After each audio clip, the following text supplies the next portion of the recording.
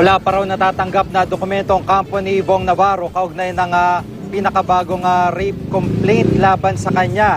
At nakausap din ng itong biktima ng GMA News at aminado na lumakas ang loob niya dahil sa paglabas ni Denise Cornejo. May live report si Pierre Cangel. Pia?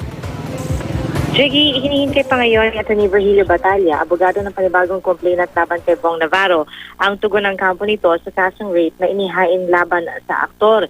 Kailangan pa rin daw kasing isamon ang aktor ng korte. Ayon kay Batalla, inihay nila ang kaso sa Pasig RTC dahil sa Pasig nangyari ang umano'y panggagahasa noong 2010. 22 taong gulang pa lang ang biktima noong naganap ang insidente.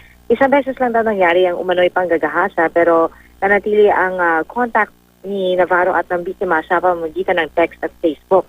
Aminado si Batalla, naglakas loob ang kanyang kliyente na lumantad dahil sa paglabas ni Denise Cornejo. Nilinaw din niya na walang ugnayan ang kanyang kliyente kay Cornejo.